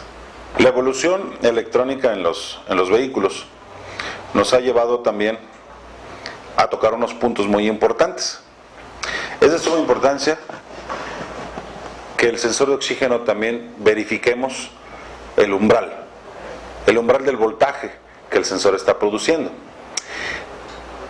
En años atrás, el umbral del sensor de oxígeno era de más o menos 200 milivoltios, es decir, para que la condición de empobrecimiento se detectara, tenía que bajar. Estamos hablando de un umbral de 450 milivoltios para una estequiometría. Para que se detectara empobrecimiento, tenía que bajarse 200 milivoltios de esos 450. Y, a su vez, para detectar el enriquecimiento, tenía que irse 200 milivoltios arriba de esos 450. Es decir, debía de superar el sensor de oxígeno de 200 a 400, 650 milivoltios. ¿Sí? Es decir, desde 200 a 600 milivoltios. Rebasando los 600, rico. Hacia abajo, bajando los 200 milivoltios, era pobre. Entonces, se modificó el patrón. Ya posteriormente la normativa indica que el umbral del sensor de oxígeno se reduce a más o menos 100 milivoltios. Ahora, para detectar el empobrecimiento debe ser mucho más rápido, tiene que ser de los 350 milivoltios y enriquecimiento de 550 milivoltios. Entonces es muy importante saber a qué tipo de sistema nos estamos enfrentando en el análisis del vehículo a revisión para verificar ese umbral del sensor de oxígeno. Con nuestro escáner podemos verificar que el sensor esté ciclando. La pregunta es, ¿si está ciclando dentro del parámetro el umbral que estamos mencionando? Entonces, la herramienta eficaz para poder diagnosticar y monitorear un sensor de oxígeno es el osciloscopio. No con esto quiero decir que el multímetro o el escáner no sirve, pero es mucho más eficiente el osciloscopio porque vemos el comportamiento, ¿sí?, de la corriente. Entonces, mucho más eficiente que el multímetro o que nuestro escáner. Entonces, no se nos olvide, debemos de verificar de un sensor de oxígeno los cambios de rico a pobre, es decir, los switcheos. Lo mencionamos, de 5 a 8 switcheos cada 10 segundos. ¿Qué otra cosa debo de verificar? La respuesta del sensor de oxígeno, lo que nos referíamos a respuestas lentas. Los cambios de rico a pobre o de pobre a rico. Recordemos que son 125 milisegundos y 135 milisegundos. Además del umbral del sensor de oxígeno. En el caso de los códigos de sensores de oxígeno, hay varias fallas específicas que podemos mencionar. Un ejemplo, en el caso de los Centras, modelos 2001, es muy dado que tengamos un código de sensor de oxígeno referente a su voltaje.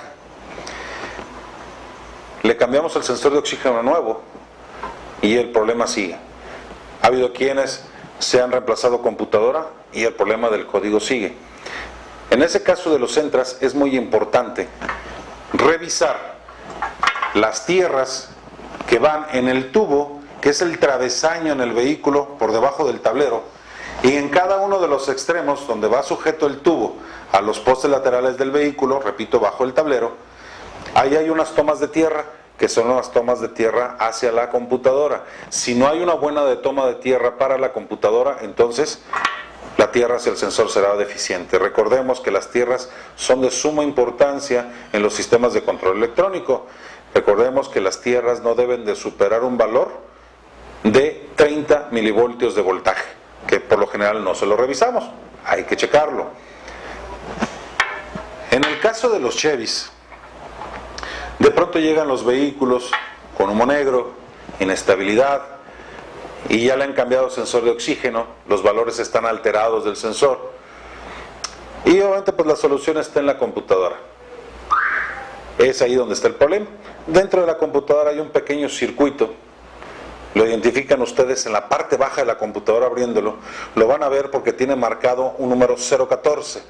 Reemplacen ustedes ese circuito de cualquier otra computadora de Chevrolet, que trae varios, recuerden ese número, trae el 014, el número que tiene grabado ese circuito. Lo van a identificar porque al fondo de la computadora viene con dos pequeñas pistas que son puntos de prueba. Si reemplazamos ese circuito en esas computadoras de Chevy, se nos puede corregir sumamente el problema. Referente a los catalizadores, hay diferentes tipos, pero los más comunes que hasta ahorita estamos conociendo son los catalizadores convencionales, o también denominados de 2 vías, y los catalizadores de 3 vías. Los catalizadores se denominan de 2 vías porque atacan únicamente a 2 gases tóxicos, que son HC y los CO. Estos catalizadores de 2 vías realizan únicamente una sola fase, que es una fase denominada oxidación. Es decir, es una descomposición de los gases. Me refiero a la descomposición de esos HC y de los CO. Los HC está separando el hidrógeno del carbón y está separando el carbón del oxígeno, para así poderlos atacar, y su función es transformar esos gases nocivos en gases no nocivos, como nitrógeno, oxígeno y vapor de agua. Esa es la función del catalizador. En el caso de los catalizadores de 3 vías, son denominados así porque atacan a los 3 elementos nocivos, que son HC, CO y los NOx. Este catalizador de 3 vías realiza 2 fases, que es una fase de reducción de NOx y la oxidación de HC y de CO. Aquí es de suma importancia, como mencionábamos anteriormente, que necesitamos nosotros primero hacer conciencia para posteriormente concientizar a nuestro cliente que cuando tenga falla, que el catalizador ya esté tapado, no es retirarlo, sino reemplazarlo. Y reemplazarlo por un catalizador de calidad, no con un catalizador que sea netamente comercial y que no haga la función. El material con lo que está formado el catalizador, aquí lo vemos una sección interna de esto, este es uno de 3 vías. En el caso del catalizador de 2 vías está compuesto por esa piedra que vemos nosotros aquí y está compuesto por esa cerámica interna que está recubierta de un material que es el catalizante. En el caso de 2 vías, su material que utiliza como catalizante es el platino y es el paladio para lograr la oxidación. En el caso de 3 vías, se anexa un material para la reducción que es el rodio. Adicional a esto, se utiliza en el catalizador de 3 vías un material que es el cerium. Ese material o ese compuesto del cerium, su función es absorber el oxígeno para proporcionarlo en una oxidación. Acuérdense que para lograr la fase de oxidación se requiere una alta concentración de oxígeno. Para lograr la reducción se necesita ausencia de oxígeno. Bueno, gracias a la combustión en el motor, la salida por el múltiple de escape son 5 gases, que son los HC, los CO, los NOx, el oxígeno y el CO2. Bueno, de esos 5, los 3 elementos contaminantes pasan a través del convertidor catalítico para transformarlos en los elementos que mencionamos: nitrógeno, oxígeno, vapor de agua.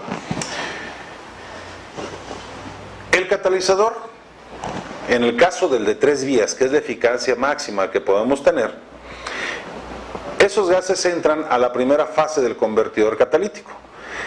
Aquí en la primera fase se realiza la fase de reducción. Recordamos hace un momento que mencionamos que es importante que el sensor de oxígeno esté ciclando en mezclas ricas, mezclas pobres. Para lograr la reducción es necesario la ausencia de oxígeno, y la ausencia de oxígeno lo vamos a tener en una condición de mezcla rica. Entonces, aquí tengo ausencia de oxígeno y se realiza en la primera etapa de ese catalizador de 3 vías, que es la reducción de los NOx. Hay un incremento de temperatura. Posteriormente viene un área, un espacio de aire, donde esos gases se van a enfriar. Posteriormente entran a la otra fase, que es la fase de oxidación.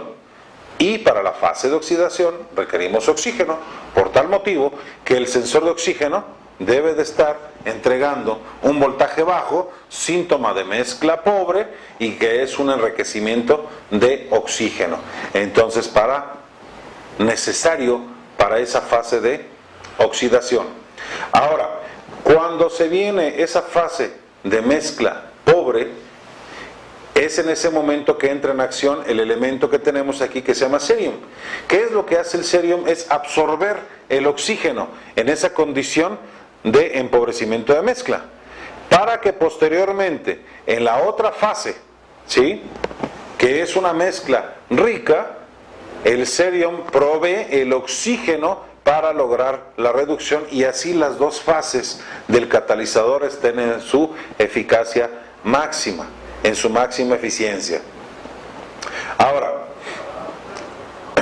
este convertidor catalítico, en conjunto con un sensor de oxígeno antes y un sensor de oxígeno después, el cual este mide el sobrante, como ya lo mencionamos, de la combustión, y este mide el sobrante del convertidor catalítico. Lo que podemos tener más común aquí y que nos hemos enfrentado son esos códigos P0420, que es la baja eficiencia del convertidor catalítico. No es el hecho de que si tenemos ese código P0420 signifique que el catalizador ya no funciona. ¿Cómo debo de atacar ese código? ¿Cómo debo de hacerle frente a ese P0420? Vamos a entenderlo de esta manera. Imagínense ustedes que ese vehículo no se le están poniendo las bujías correctas. Tiene una bobina de encendido deficiente. Los cables de las bujías tienen mucha resistencia. Tal es el caso que lo que está produciendo es una mala combustión, originada precisamente por esas condiciones que estamos mencionando. Bien, si sabemos que para una estequiometría el porcentaje de oxígeno sobrante y que está monitoreando este sensor es en un valor sobre un 2% de oxígeno, lo está registrando este sensor. Entonces, si en un momento dado existiese una mala combustión, obviamente está sobrando una gasolina, es correcto. Pero no el hecho de que esté sobrando gasolina quiera decir que el sensor de oxígeno esté reportando una mezcla rica. Porque acuérdense que el sensor de oxígeno es una sonda de un solo gas. Lo único que monitorea es oxígeno. Entonces, de ese 21% de oxígeno que entró a la cámara, junto con ese porcentaje de combustible que está entrando también ahí mismo, no se está quemando la gasolina, pero tampoco se está utilizando el oxígeno correspondiente. Entonces, el sobrante de oxígeno es muy elevado. Vamos a ponerlo con ese ejemplo de un 2% para una estequiometría. Entonces, se da esa condición de una mala combustión, entonces resulta que el sensor de oxígeno, ¿qué estará reportando? Correcto, el sensor de oxígeno estará reportando mezcla pobre, porque no se está utilizando el oxígeno, entonces está reportando un porcentaje mayor. Entonces, al momento que este sensor de oxígeno está reportando esa mezcla pobre, la computadora empieza a incrementar el ancho de pulso y así el sensor de oxígeno reporta más empobrecimiento, porque tenemos un problema de una mala combustión y así se está volviendo un círculo vicioso en el sistema. Entonces, el caso es de que obviamente se está sobrando también un combustible en una excedencia mayor. Entonces, el catalizador se está obligando a trabajar más allá de su eficiencia. Y eso está provocando una elevación de temperatura dentro de este mismo convertidor, porque está realizando esa oxidación y esa reducción en un porcentaje aún más alto. Entonces, al momento de utilizar el oxígeno, en la fase de oxidación, la función de este sensor después del catalizador es monitorear precisamente la eficiencia de este mismo. ¿De qué manera lo va a monitorear? Bueno, pues este tendrá que estar reportando que no está sobrando oxígeno, porque el catalizador está haciendo su función y para hacer su función está utilizando precisamente oxígeno. Entonces, si estaba en óptimas condiciones, ese 2% que detectaba es utilizado en el convertidor catalítico y este no está detectando oxígeno. Por eso el voltaje de este sensor es un valor de voltaje alto, con muy poca oscilación, pero es alto el valor. Entonces, ya se dio la situación que estamos mencionando de una mala combustión, la computadora entra en ese círculo vicioso, entonces el porcentaje de oxígeno aquí en el catalizador no es ese 2%, es un porcentaje más alto, en el cual no se utilizó todo ese oxígeno sobrante. Entonces, ¿qué es lo que está sucediendo con este sensor? Que este está empezando a registrar oxígeno y eso está provocando que este sensor de oxígeno empiece ¿qué? A ciclar y la computadora lo va a interpretar como que el catalizador no está haciendo su trabajo y es ahí donde tengo ese código P0420 de baja eficiencia del convertidor catalítico. Entonces, Para poder nosotros hacerle frente a ese código, lo primero es que nuestro motor esté bien afinado, que tenga sus partes originales y que estén todo a punto. Es la forma como debo de hacer frente a ese código P0420. Ahora, la computadora obviamente internamente tiene un valor. Ve el ciclado de este sensor de oxígeno y tiene un límite permisible para que este sensor esté ciclando. Entonces, cuando rebasa ese valor, entonces es cuando viene ese código. Cuando rebasa ese valor, si no se da esa condición que mencionamos nosotros de que es una mala combustión, entonces ya el catalizador está degradado, el catalizador ya cumplió con su función. Recuerden que ese catalizador debe ser reemplazado, ¿sí?, en el tiempo, ¿sí?, que lo determinamos, aproximadamente de 80 a 90,000 kilómetros debemos de reemplazar ese convertidor catalítico. Ahora, en el sentido de que este vehículo todo el tiempo se estén lavando los inyectores montados, ciertos aditivos, ciertas calidades de aceite me van a ir degradando la vida útil del catalizador. Por eso es un elemento que está totalmente monitoreado y verificado por la computadora.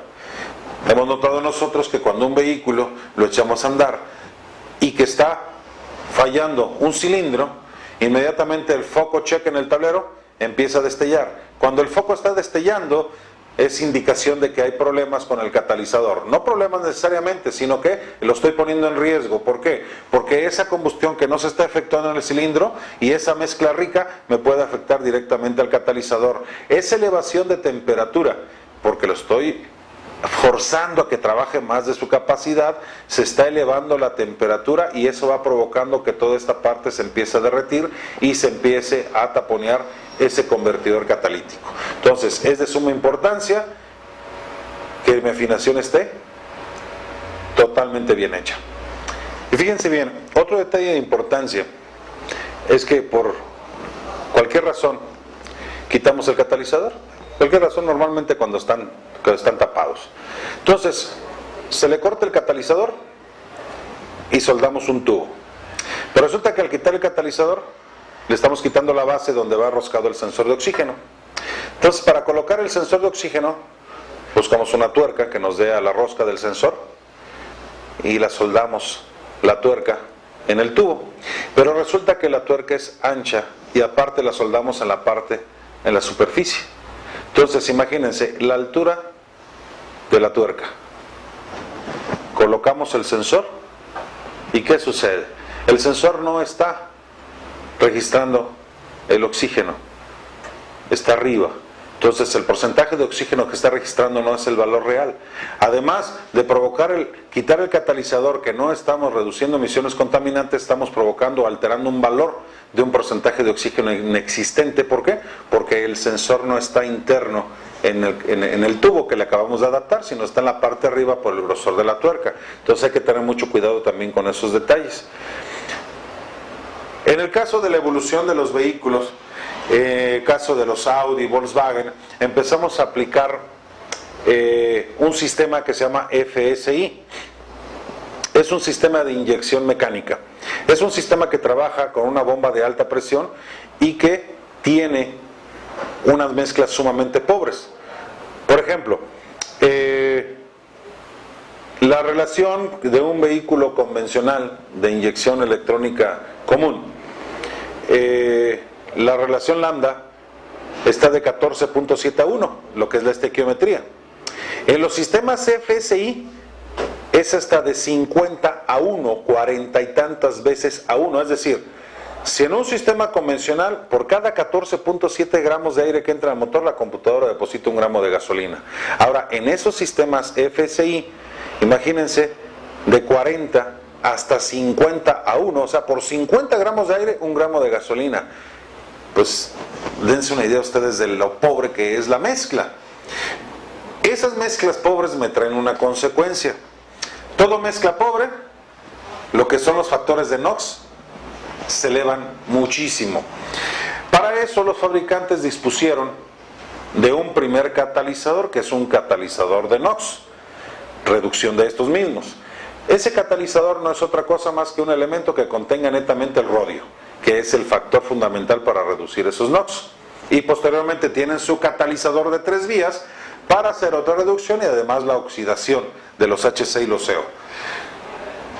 Entonces, si nosotros retiramos ese catalizador en esos sistemas FSI, esos sistemas de inyección mecánica, que los empezamos a ver, repito, en el Audi, en los Jetas, en los Boras, Golf, posiblemente los Focus, en alguna línea Opel.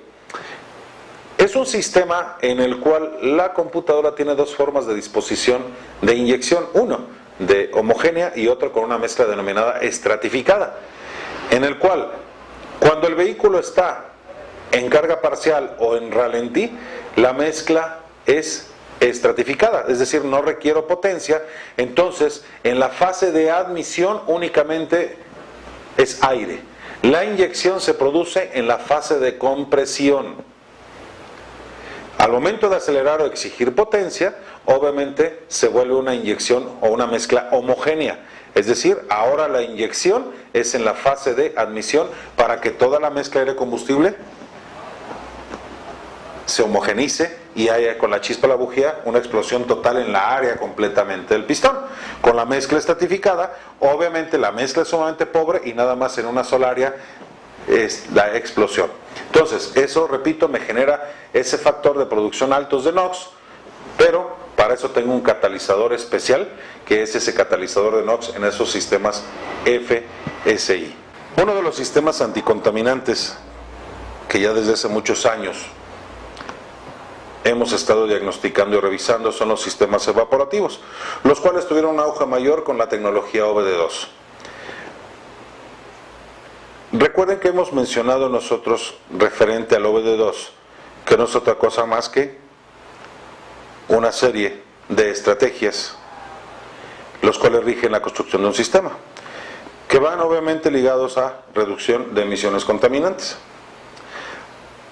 Ahora, dentro del sistema operativo, con los sistemas de OBD2, el monitor de estos mismos, el monitor del EVAP, su finalidad es revisar la integridad del sistema evaporativo, de todos sus componentes. ¿A qué me estoy refiriendo con esto? Bueno, la computadora, como ya hemos visto con los monitores, va a comandar una señal para revisar, en el caso de este monitor del EVAP, que no existan fugas. Recuerden que el sistema evaporativo, su finalidad es que un porcentaje de gases generados en el tanque de combustible, en lugar de irse a la atmósfera, esos gases se acumulen, se adhieran aquí, en este que es el canister, que viene con un carbón especial, en lo cual se van a adherir esos vapores, esos gases, para que cuando se cumplan las condiciones de operación, la computadora comande una señal a un solenoide y se conecte el vacío directamente aquí para esos gases pasar a ser quemados, en lugar de que todo se vaya al medio ambiente. Bueno, ese monitor del que estamos mencionando dura únicamente 20 segundos cuando se cumplen las condiciones. Aquí con los sistemas evaporativos es donde más complejo tarda diagnosticar un código de falla, porque para que se den las condiciones deben de ser bien específicas. Para que la computadora pueda revisar el buen estado del sistema evaporativo, las condiciones son el motor a temperatura normal de operación, que no exista falla electrónica, que se hayan cumplido los otros monitores, tales como monitor comprensivo de componentes, el monitor de fuego perdido, monitor de sistema de combustible, monitor de sensores de oxígeno, monitor de los precalentadores de sensores de oxígeno, de la CGR, en fin. Cuando se cumplen todos estos monitores, el último monitor que entra en función es el del EVAP. Para esto, ¿cómo le hace la computadora para verificar la integridad del sistema?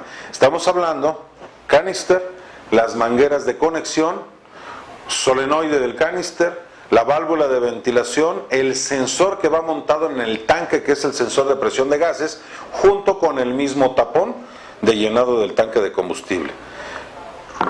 lo que va a revisar la computadora es de que los gases generados en el tanque no se fuguen, es decir, revisa la hermeticidad del mismo sistema.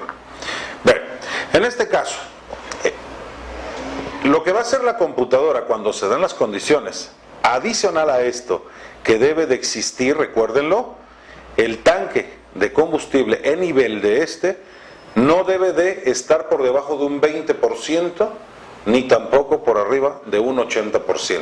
Para eso es importante que la computadora tenga la información del sensor de nivel de combustible, comúnmente conocido como flotador, pero ahora pasa a ser un sensor, no nada más una resistencia. Ahora, cuando la computadora recibió todas esas condiciones de monitores, temperatura y el nivel de combustible, lo que va a hacer la computadora es cerrar el solenoide, comanda una señal negativa al solenoide de purga para cerrar el paso de aquí de gases hacia el tanque. Está aislando el tanque del canister. Entonces lo que va a hacer ahora la computadora, un ejemplo en el caso de Ford, es que va a comandar el solenoide de ventilación para que cierre. Y ahora el solenoide de purga también comanda, y lo que va a hacer ahora es que el vacío proveniente del múltiple de admisión lo conecta no al canister, sino directamente al tanque de combustible. Entonces ya tuvo una información de cuánto es el nivel de combustible en el tanque.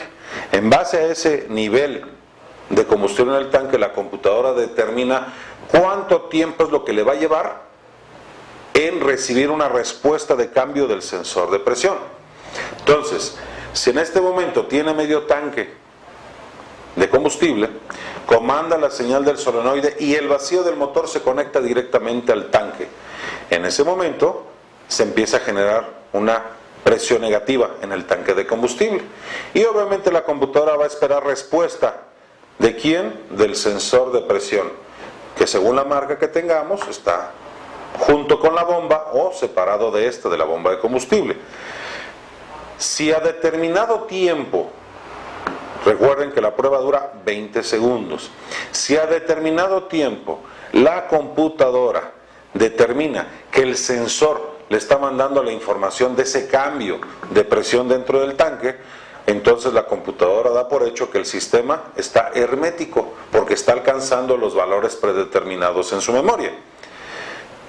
Si en un momento dado el sensor le está ofreciendo un cambio de valor de presión en un voltaje de referencia que el sensor comanda hacia la misma computadora, pero ese valor no está dentro del parámetro de la computadora, entonces la computadora es donde nos proporciona los códigos de falla, y el código de falla representativo como una fuga pequeña dentro del sistema evaporativo. O sea, el sensor ofreció una referencia, pero no es la referencia real, no es la referencia correcta grabada en su memoria de computadora. Entonces, sí hubo cambio, pero no el esperado. Entonces, no está hermético el sistema, hay una fuga pequeña. Ahora, si ya comandó la señal y ya pasaron esos determinados segundos que la computadora espera tener respuesta y no hay cambio referente al sensor de presión del tanque, entonces la computadora en este sentido lo que va a hacer es generar un código de falla que nos va a interpretar como una fuga grande en el sistema evaporativo. Recuerden que para todas estas unidades modernas es muy importante el tapón de combustible, que el tapón sea el original, porque obviamente el tapón, su finalidad es una válvula check. El tapón va a permitir que entre una presión, pero no permite ninguna salida del tanque de combustible. Entonces, si no se coloca su tapón original, pues obviamente se ve afectado el sistema evaporativo. Y recuerden lo que las fallas o los códigos del sistema EVAP son las más difíciles de diagnosticar. Ahora, cuando nosotros verificamos un código de falla y que tenemos un código que nos dice circuito, pues ahí no hay ningún problema, porque se refiere al solenoide de ventilación o al solenoide de purga. Simplemente que su valor de resistencia ya está por encima del valor nominal, y obviamente pues no es el consumo de corriente que la computadora está adoptando, y ahí tenemos el código de circuito. De igual manera el sensor. Acuérdense que estos códigos que se refieren a las señales de circuito de sensor o circuito del actuador, las está monitoreando, vaya la redundancia, el monitor comprensivo de componentes. Entonces, otra recomendación es, siempre que tengamos códigos del sistema evaporativo, más que nada en estos, no debemos borrar memoria, porque para que se vuelva a registrar muchas veces el código, se tienen que cumplir todos los monitores, además de las condiciones del nivel de combustible y la temperatura ambiente, porque también si la temperatura es demasiada, pues obviamente el monitor de la integridad del sistema, de la hermeticidad, no se lleva a cabo. Es decir, no se lleva a cabo el monitor, pero sí se lleva a cabo el trabajo del EVAP. La computadora lo está comandando, aunque no pueda llevar a cabo la integridad de la hermeticidad del sistema. Ahora bien, cuando nos enfrentamos nosotros a los códigos de falla o fallas directamente en el motor por la inestabilidad en marcha mínima, pues lo que estamos haciendo es que de pronto desconectamos tanto EGR o hay ocasiones canister, que es aquí donde se queda el problema. Entonces, desconectamos las mangueras de vacío del canister hacia el múltiple de admisión y el vehículo emparejó. Bueno, ahí tenemos problema en el sistema evaporativo. Por lo general lo que hacemos es que dejamos esa manguera cancelada, le ponemos un tapón y queda el sistema evaporativo desconectado. Y obviamente pues no falla el motor, sí, en realidad el motor no falla, pero las emisiones contaminantes no estamos haciendo la función que para eso está diseñado esto. Recuerden lo que son muchos años de evolución, muchos años de ingeniería aplicados en cada uno de los sistemas para que queramos nosotros corregir con puentecitos, con tapones. El sistema para algo está. Entonces, señores, si nosotros desconectamos la manguera y en ese momento el vehículo estabilizó, pues lo más probable es que el solenoide de purga se quedó abierto. ¿Y qué es lo que está sucediendo? Que el vacío del múltiple lo está conectando aquí directamente en una proporción X. Y en marcha me están pasando los gases. Entonces ahí tengo la inestabilidad del motor en baja. Le acelero y se empareja, pero vuelvo otra vez a ralentí y vuelve a estabilizarse, inestabilizarse. Entonces, no desconectemos mangueras, no clausuremos mangueras. Si bajamos el tanque de combustible y se nos llega a tronar alguna manguera, reparémosla, cambiémosla, no taponemos, porque obviamente estamos provocando que las emisiones en ese vehículo se eleven y se están elevando en este, en otro, 10, 15, 20, 30 vehículos, pues no estamos nosotros produciendo nada para reducir emisiones contaminantes. Hay que hacer una reparación como debe de ser. No es un parche, sino reparación completa. Uno de los componentes no menos importante en el control de emisiones contaminantes de un vehículo es la válvula PCV. Una válvula PCV se debe de reemplazar cada 15.000 kilómetros como máximo. Un reemplazo periódico de la válvula nos va a economizar hasta 20% más de combustible y además nos va a reducir hasta un 80% la contaminación. Recordemos que en la fase del pistón, en su movimiento ascendente y descendente, un porcentaje de la mezcla aire-combustible se pierde a través de los anillos del pistón y obviamente esos gases van hacia el cárter. Una válvula PCV que esté tapada me va a provocar una mezcla rica. Además de las mezclas ricas, me va a provocar que al momento de que los gases no tengan salida, que obviamente su salida es a través de la válvula PCV, está retornando los gases del cárter a ser quemados nuevamente. Entonces, esos gases que se están suministrando a través de ese orden ascendente y descendente del pistón en la fase de compresión, obviamente dicho, son hidrocarburos, es una gasolina cruda, la cual me va a provocar que el aceite se delgase. Y ya lo mencionábamos, la importancia que debe de tener un buen lubricante y sus condiciones específicas. Entonces, esos hidrocarburos o esa gasolina cruda me va a provocar el adelgazamiento del aceite. Además de los monóxidos de carbono que también están entrando por ahí, van a provocar que el aceite se ensucie. Esa es la causa fundamental por la cual los aceites se llegan a ensuciar en demasía. Ahora, al momento de que esos gases no tengan salida, también va a repercutir en que estos obviamente van a buscar una salida por la presión que existe dentro del motor, y la salida puede ser por los puntos débiles que tenga, por lo cual vamos a tener fugas por retenes de cigüeñal, colillas del cigüeñal, empaques de punterías, la tapa del aceite, por bayoneta. Más del 70% de fugas que tenemos en un vehículo pueden ser a través de una válvula PCV tapada. Entonces, es de mucha importancia poderla diagnosticar, ¿sí? Diagnosticar nada más en el sentido que tenga una buena succión. Y además de esto, acostumbramos cuando nos llega un vehículo a servicio nada más lavarla. Una válvula PCV no se puede lavar, no debe de hacerse, se tiene que reemplazar a su tiempo, como lo estamos mencionando.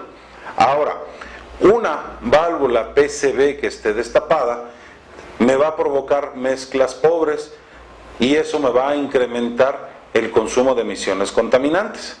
Entonces, es de suma importancia que una válvula PCV sea reemplazada en cada afinación, además de que la válvula que le vamos a aplicar al vehículo sea la correspondiente para cada una de las unidades. ¿Por qué? Todo depende el flujo de la cantidad de cilindros y la cubicación del motor. No podemos aplicar una válvula PCV de un motor 4.3 a un motor 5.7. Debe de ser la válvula PCV específica. Recuerden que la responsabilidad de nosotros como reparadores de autos es bastante. Entonces debemos de hacer conciencia de lo que estamos aplicando para así mismo concientizar a nuestro cliente de los elementos que tiene que aplicar, además de que le debe de dar servicio, su mantenimiento preventivo al vehículo para reducir emisiones contaminantes, que esa es la evolución que han tenido los vehículos año con año.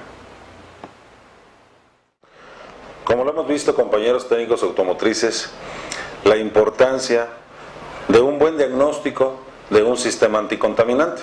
Y no únicamente el diagnóstico, también la reparación en forma eficiente. De antemano, he sabido que la sustentabilidad de nuestros negocios es la parte económica. Si un negocio no es redituable económicamente hablando, pues no es sustentable. Pero recuérdense que también hay otras situaciones que tenemos que tomar mucho en cuenta. Si ese vehículo a reparación yo aplico un diagnóstico eficiente, las refacciones de calidad,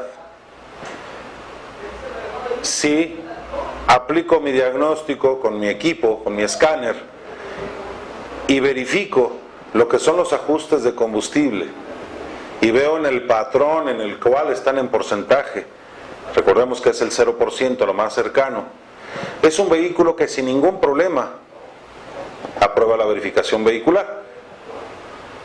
Además de la retribución económica que eso me va a traer, hay una satisfacción mayor que debo de tener, que estoy sembrando mi granito de arena para que la contaminación ambiental sea mayor.